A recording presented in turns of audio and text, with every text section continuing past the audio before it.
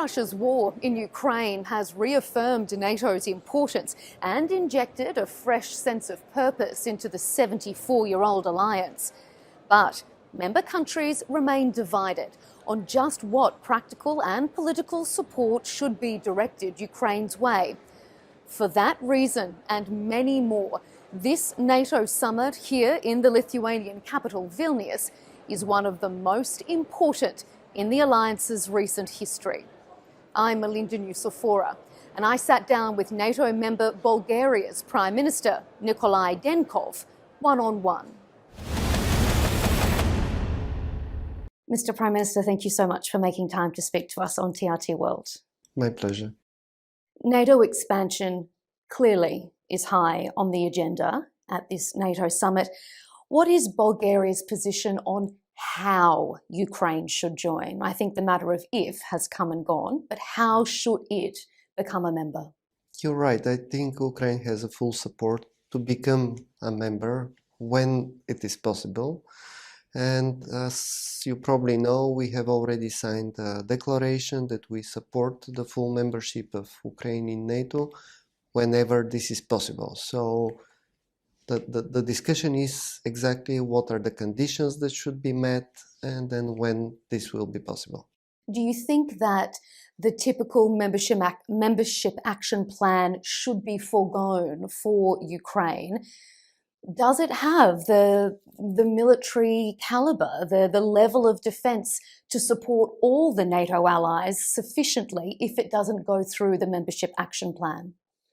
I think everybody knows now that Ukraine has a quite strong defense, so they can fight very successfully against a so powerful enemy, if you like, in this case.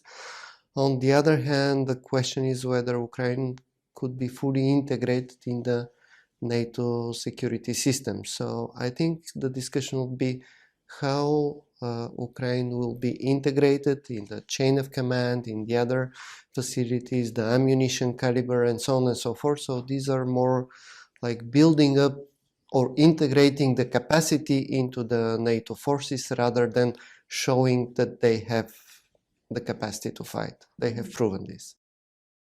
There appears to be somewhat of a rift between your government and Bulgaria's president with regards to the support of Ukraine. The president has said the course of the new government is pushing Bulgaria even closer to war. What do you say to that? I say that first, Bulgaria is close to the war. So the big debate is what is the best interest of Bulgaria, how to act with respect to the possible risks that could appear in the future. So we know the risk coming from the east on one side, but also we have a risk coming from the Western Balkans on the other side. So my opinion as a person, but also as a political leader in this case in Bulgaria, is that we should prevent Russia from any activity that could threaten our regions. From this viewpoint, supporting Ukraine is helping us to keep these risks far away from our borders and keeping Russia busy with other tasks, so they have not much time to think what they can do on the Balkan region and also keeping them far away from our borders. Do you feel confident that you can unite your government around that one stance? The government is united. There is no doubt about that. We have the strong support by the parliament. So politically, this is the position of Bulgaria. What happened in the last couple of years is that the president, due to some political crisis, had a long period of being alone in this leadership position. But Bulgaria is a parliamentary republic. It's not a presidential republic. So from this viewpoint, these are the decisions of the parliament and the council of ministers that are leading the political position of Bulgaria. So these are the positions of Bulgaria. The defense minister has recently acknowledged that Bulgaria is exporting weapons to Ukraine. There have been, though, numerous explosions at ammunition depots in Bulgaria, and the economy minister has suggested that Russia is involved in those. Is there any further evidence or investigation going on to link Russia to those explosions? So currently an investigation is ongoing, so we cannot comment on this investigation. If there are results, they will be publicly announced. Concerning the previous explosions, which happened in, for example, in 2014-15, there was some link with the Russian Secret Service and also with explosions in Czechia at that time. So it seems that there is a possible link, but without having the results of the investigation, I cannot comment on this. What about if Bulgaria is going to expand its weapons support to Ukraine? Is there any process ongoing at the moment to ensure that there is no risk to the people of Bulgaria to improve security around these types of facilities? Actually, we improved the security after the previous explosions. So now I had a check with my Minister of Internal Affairs, Ministry of Economy, because these factories are under the Ministry of Economy. So now all the forces are deployed, including the gendarmerie and the other type of special forces, to be sure that the area is well secured. So I feel a bit more confident, but you never know. These are risky areas, so we'll be vigilant in this and try to be as prepared as possible. And we look forward to the outcome of those investigations. I'm sure there'll be more to discuss. Do you have a time frame for the investigations? Difficult to say. As you know, these investigations are long, typically. I don't want to comment on this, but what is really important is to secure the factories, because this is the most important today. Mm-hmm.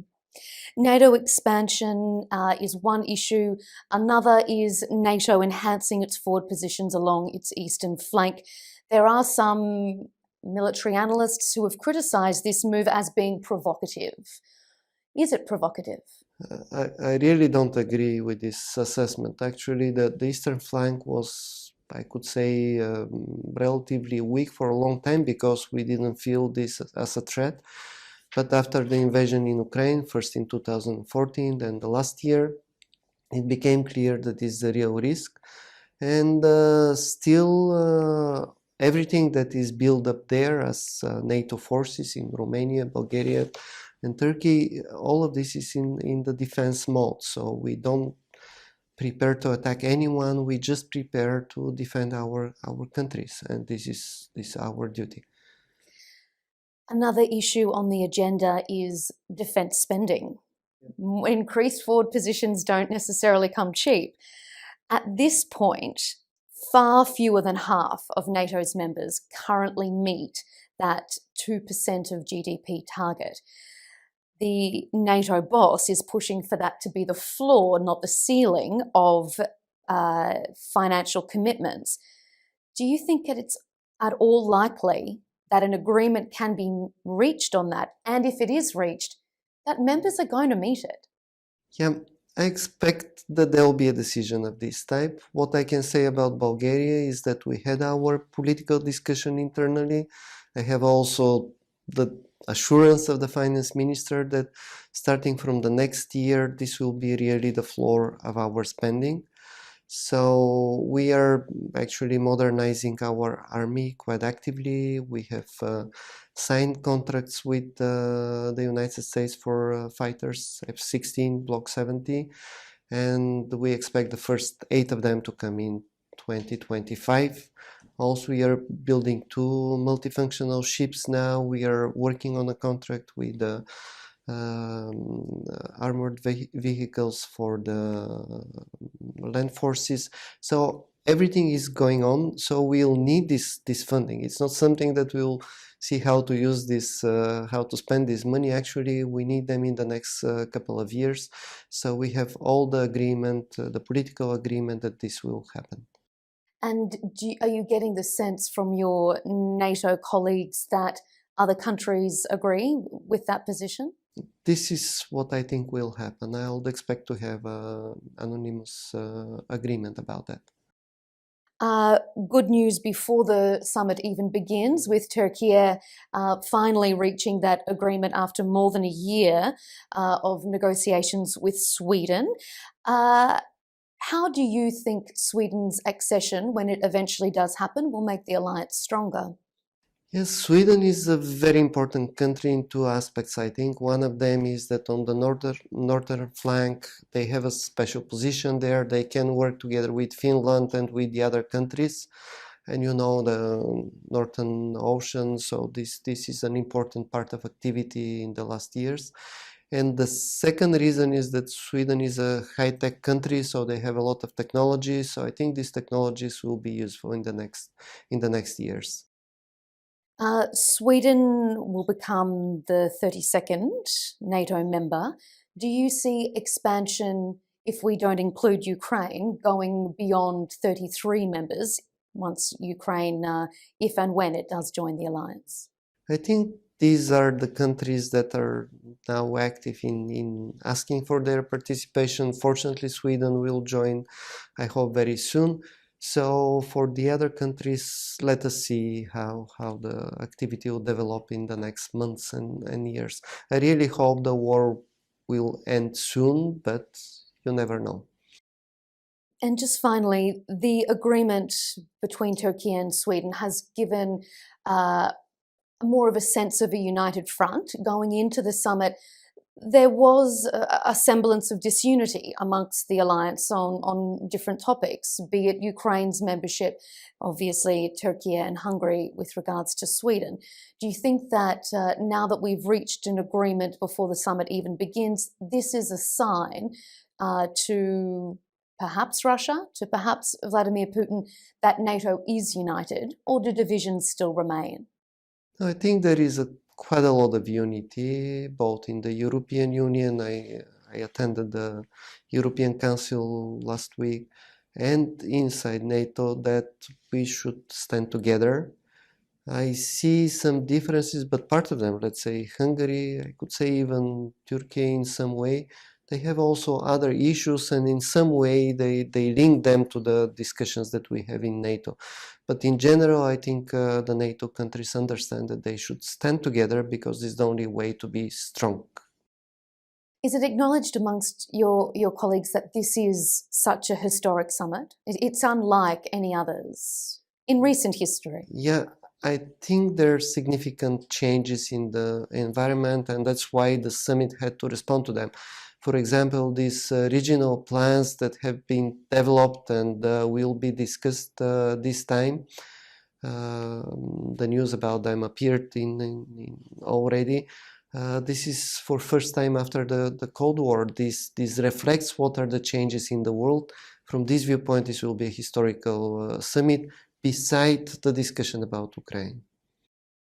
We really appreciate your time here on Trtworld and your insight. It's going to be a very interesting 2 days to come. Thank you very much for joining us. Thank you.